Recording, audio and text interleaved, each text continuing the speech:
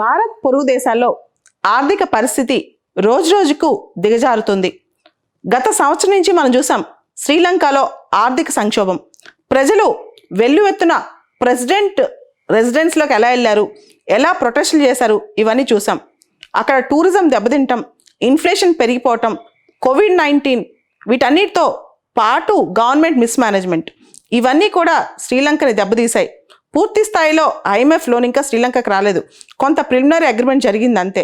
చిన్నగా కొంత దేశాలు సహాయం చేసినా అది ఏమాత్రం సరిపోలేదు శ్రీలంకకి. రాసుకోవడానికి పిల్లలకి పేపర్లు లేవు, పెట్రోల్ లేదు, ఫర్టిలైజర్స్ లేవు, ఏమీ లేవు. అక్కడ ఆర్థికంగా ఇన్ఫ్లేషన్ అనేది చాలా హైలో ఉంది శ్రీలంకలో. ఒక పక్క శ్రీలంక పరిస్థితి ఇలా ఉంటే ఇంకో పక్క బంగ్లాదేశ్ కూడా IMF దగ్గరికి లోన్కి అప్రోచ్ అవుతుంది. ఇంకా మన పొరుగునే ఉన్న పాకిస్తాన్ దుస్థితి అంతా ఇంతగా లేదు. ఇప్పుడు ముఖ్యంగా మనం చూసాం 2-3 రోజులుగా వీట్ ఫ్లోర్ అంటే గోధుమ పిండి కోసం ప్రజలు రోడ్డు మీదకి వచ్చి ఎలా కొట్టుకుంటున్నారో. వీట్ కానీ షుగర్ కానీ ఇతర డైలీ ఐటమ్స్ అనమాట, కన్జ్యూమర్ ఐటమ్స్ అని చాలా కాస్ట్లీ అయిపోయాయి. దాదాపు ఇన్ఫ్లేషన్ 25-26% ఉందంట అక్కడ. సో జనము వీట్ ప్రైజెస్ అంటే 20 కేజీల వీట్ బ్యాగ్ పాకిస్తాన్ రూపాయల్లో దాదాపు 3,200 రూపాయలు నడుస్తుందంట. సో ఇవన్నీ కూడా అక్కడ తట్టుకోలేకపోతున్నారు ప్రజలు. దాంతోపాటు Pakistan government restaurants, wedding halls ఇవన్నీ కూడా నైట్ టైం 8:30 తర్వాత అన్ని మూసేసేయమని చెప్పింది. అక్కడ ఎనర్జీ కొనుక్కోవడానికి కూడా డబ్బులు లేవు. 30% ఎనర్జీ ఎలక్ట్రిసిటీ కన్జర్వ్ చేయొచ్చు అన్ని మూసేస్తాయని చెప్పి 8:30 తర్వాత అన్ని క్లోజ్ డౌన్ చేసి అన్ని లైట్లు ఆపేయమని చెప్తుంది అనమాట. అమెరికాలో ఉన్న పాక్ ఎంబసీ ఓల్డ్ బిల్డింగ్ కూడా పాకిస్తాన్ అమ్మకానికి పెట్టింది. అంటే పాకిస్తాన్ దుస్థితి ఒకసారి చూడండి. సో పాకిస్తాన్ రోజుకి ఆర్థిక ఊబిలోకి కూరుకుపోతుందన్నమాట.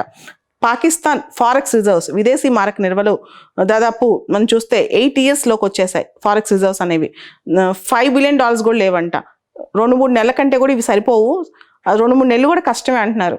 దాదాపు పాకిస్తాన్కి ఇమీడియట్గా పే చేయాల్సినవి కమింగ్ 1 ఇయర్లో $26 బిలియన్ ఉన్నాయంట అప్పులు. దాంతోపాటు ఈ మధ్య కాలంలో పే చేయాల్సిన $8 బిలియన్ మినిమం పే చేయాలంట. సో చాలా లోన్స్ పాకిస్తాన్ ఇప్పుడు రీపే చేయాల్సి ఉందన్నమాట, చాలా ఎక్కువ లోన్స్.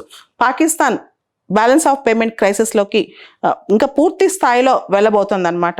సో IMF చెప్పిన ఫిజికల్ మెజర్స్ మేము ఇంప్లిమెంట్ చేస్తామని పాకిస్తాన్ చెప్తోంది, కానీ అంత తేలిక కాదు, అసలు అంత తేలికైన అంశమే కాదనమాట.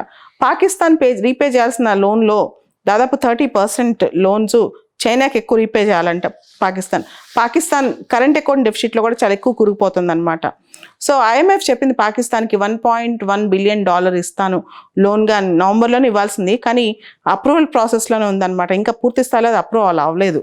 సో పాకిస్తాన్ ఈ ఆర్థిక సంక్షోభం వల్ల ఆల్రెడీ మీకు తెలుసు పాకిస్తాన్ IMF దగ్గర చాలా భారీగా అప్పు చేసింది. 2019లో $6 బిలియన్ అప్పు చేసిందనమాట.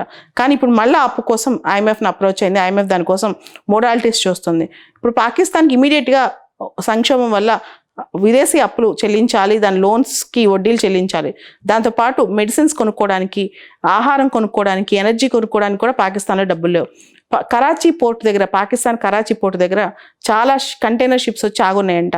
ఆ షిప్స్ వచ్చిన కంటైనర్స్కి, ఫుడ్కి, ఎసెన్షియల్ ఐటమ్స్కి డబ్బులు చెల్లించడానికి పాకిస్తాన్ దగ్గర డబ్బుల్లో గ్యారంటీ ఇవ్వడానికి పాకిస్తాన్ బ్యాంకులు కూడా ముందుకు రాలేకపోతున్నాయి అనమాట, ఎష్యూరెన్స్ ఇవ్వడానికి. దానిలో చాలా వస్తువులు, పెరిషబుల్ వస్తువులు కూడా ఉన్నాయంట, పాడైపోయే వస్తువులు. ఇంకా దాంతోపాటు ఈ సంవత్సరం అంటే లాస్ట్ ఇయర్ 2022లో పాకిస్తాన్లో ఫ్లడ్స్ వచ్చాయి. ఆ ఫ్లడ్స్ వల్ల మిలియన్స్ ఆఫ్ పీపుల్ ఎఫెక్ట్ అయ్యారు.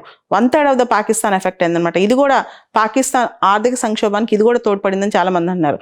అక్కడ వచ్చిన వరదలు చాలా తీవ్ర స్థాయిలో వచ్చిన వరదలు అనమాట. సో దానివల్ల వరదలు రావటము, అన్నీ నష్టపోవటం, పంటలు మిగతా నష్టపోవటము, దాంతోపాటు ఇన్ఫ్లేషన్ పెరిగిపోవటము, 25-26% ఇన్ఫ్లేషన్ రన్ అవటం. And Pakistan currency value, Pakistan రూపాయి విలువ కూడా, అక్కడ ఉన్న కరెన్సీ వాల్యూ కూడా పడిపోయింది. ఈ ఆర్థిక సంక్షోభం తోడు రాజకీయ సంక్షోభం కూడా అక్కడ పెరిగిపోయింది అనమాట. సో పాకిస్తాన్ చైనా దగ్గర నుంచి, సౌదీ అరేబియా దగ్గర నుంచి, ఇట్లా ఎవరైతే తన ఫ్రెండ్స్ అనుకుందో అందరి దగ్గర నుంచి అప్పులు అడుగుతుంది. కానీ చైనా, సౌదీ అరేబియా కూడా ఇన్స్టెంట్గా పాకిస్తాన్కి ఇప్పటికిప్పుడు అప్పు ఇవ్వడానికి రెడీగా లేవు. ఎందుకంటే IMFే కాస్త సందిగ్ధంలో ఉంది. IMFే తటపటాయిస్తుంది అనమాట పాకిస్తాన్కి ఇవ్వాలా వద్దని.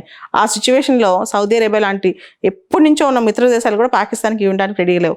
ఆల్రెడీ పాకిస్తాన్ ఇన్వెస్ట్మెంట్ బ్యాంక్స్ దగ్గర నుంచి, అంటే project loans Asian development bank, Asian infrastructure investment bank, world bank ఇలా చాలా మంది దగ్గర డబ్బులు తీసుకుంది. దాదాపు $8 బిలియన్ వాళ్ళ దగ్గర కూడా ప్రాజెక్ట్ డెవలప్మెంట్స్ కోసం తీసుకుంది. అవి కూడా పాకిస్తాన్ తిరిగి కట్టాలి ఏదో ఒక రోజు. దాని తర్వాత ఖతార్ ప్రామిస్ చేసింది, డెన్మార్క్ ప్రామిస్ చేసింది, కెనడా ప్రామిస్ చేసింది. ఎన్ని ప్రామిస్ చేసినా పాకిస్తాన్కి ఇప్పుడు సంక్షేమంలోంచి బయటకు వచ్చే దారే కనిపించట్లేదు అనమాట. సో ఎంబసీస్ అమ్మేసుకోవటం, ఎంబసీ ఆఫీసులు, తర్వాత లైట్లు ఆపేయమని చెప్పటం, ఇవన్నీ ఎంత దూరం తీసుకెళ్తాయో పాకిస్తాన్ చూడాలి. సో ఆర్థిక సంక్షోభంలో దేశం ఉంటే ఖచ్చితంగా అక్కడ ప్రజలు రెవల్యూషన్ చేస్తారు, ప్రొటెస్ట్లు వస్తాయన్నమాట. మనం శ్రీలంకలో చూసాం, ఇప్పుడు పాకిస్తాన్లో చూడబోతున్నాం, ఆల్రెడీ స్టార్ట్ అయింది. ఇంకా బంగ్లాదేశ్లో కూడా కొంత ఫారెక్స్ రిజర్వ్స్, భూటాన్లో కూడా ఫారెక్స్ క్రైసిస్ ఉన్నాయి. ఇండియా చుట్టుపక్కల దేశాలన్నీ కూడా ఇప్పుడు ఆర్థిక సంక్షోభం, దేశాలే దివాళా తీస్తుంటే, దేశాలే నష్టపోతుంటే, దేశాల్లోనే క్యాష్ క్రంచ్ వస్తే దేశాలు ఎక్కడికి పోతాయి?